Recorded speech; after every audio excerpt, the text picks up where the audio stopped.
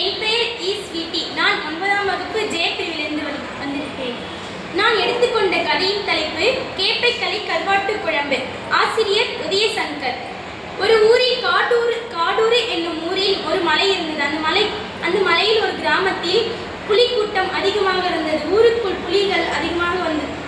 கையில் எது கிடைத்தாலும் சாப்பிடும்.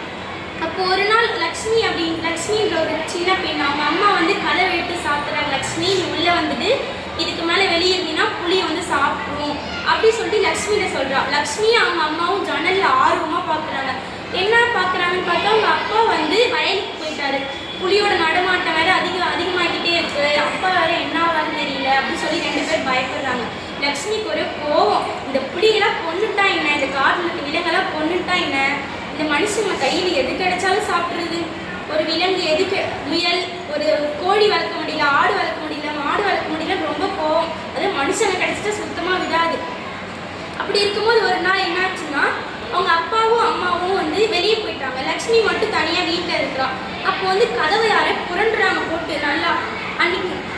அன்னைக்கு மறுநாள் இந்த அதிகாரிகள்லாம் கதவை புளியை வேட்டையாடுறதுக்காக நிறையா பொருள்லாம் வச்சுருக்காங்க. அன்றைக்கும் வரல, மறுநாள் ஒரு வாரத்துக்கும் வரலை. அதுக்கப்புறம் என்னாச்சு, ஒரு நாள் லக்ஷ்மி வீட்டுக்குள்ளே இருக்கும்போது அப்பா அம்மா வெளியே போயிட்டாங்க. கதவை புரண்டா சத்தம் கேட்குது. அப்போ லக்ஷ்மி என்ன பண்ணுறா, சரி தோட்ட வழியாக பார்க்கும்போது அங்கே ஒரு பூனை தான் உட்காந்து. சரி பூனை தானே, சரி வெளியே போய் பார்க்கலான்னு பார்த்தா அங்கே வெள்ளிமலையை உடனே பார்த்தாராம். வெள்ளிமலையில் பார்த்தா மேலே மட்டும்தான் காடு இருக்கா, சுற்றி மனுஷங்க ஆக்கிரமிச்சு வயலாக இருக்கான். திரும்பி பார்க்கும்போது கதவை சாத்திட்டு பார்க்கும்போது பின்னாடி ஒரு புலி இருக்கிறத பார்த்து ஐயோயோ அப்படின்னு ஆகான்னு கத்துறான்.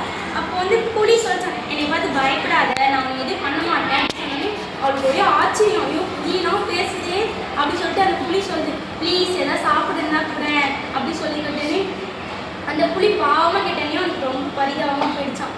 அப்போ புலி அந்த மாதிரி பரிதாபமாக முகத்தை வச்சோன்னே, எனக்கு இந்த மாதிரி உங்கள் வீட்டில் கருவாட்டு குழம்பு தானே எனக்கு தெரியும் அப்படின்னு சொன்னோன்னே, உனக்கு எப்படி தெரியும், நான் உங்கள் வீட்டு தானே சுற்றி போட்டுட்டு இருந்தேன் அப்படின்னு சொல்லிட்டு புலி சொல்லுதான். உடனே அவள் களியை உருண்டை பிடிச்சி, கேப்பக்களி உருண்டை பிடிச்சி கருவாட்டு குழம்பு ஊற்றினோடனே லபக்குன்னு சாப்பிடுச்சான்.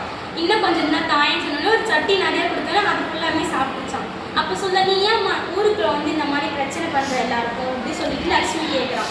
அதுக்கு புலி சொல்லுதான், நாங்கள் பிரச்சனை பண்ணல, நான் எனக்கு ரொம்ப பசியாக இருந்தது, அதான் ஊருக்குள்ளே வர மனுஷங்க காட்டுக்குள்ளே காட்டெல்லாம் அடிச்சுட்டாங்க, நாங்கள் என்ன பண்ணுறது, சிறுத்தை, புலி, சிங்கம், கரடி, யானை அந்த மாதிரி நிறையா இருந்தது. பறவையில் புறா, பருந்து, கழுகு, அப்புறம் இந்த மாதிரி மனுஷங்க காட்டுக்குள்ளே காடை அடித்தோடனே செடி கொடி எல்லாத்தையும் அழிச்சிட்டாங்க. அதை சாப்பிட்றதுக்கு மானும் இல்லை, மானும் அதை சாப்பிட முடியாமல் இறந்துருச்சு. மானை நாங்கள் சாப்பிட்றதுக்கு எங்களுக்கு இல்லை, நாங்கள் கொஞ்சமாக அழிஞ்சிட்டு வந்துட்டோம், அதால தான் நாங்கள் ஊருக்குள்ளே வரோம் அப்படி சொல்லிட்டு புலி சொல்லுதான்.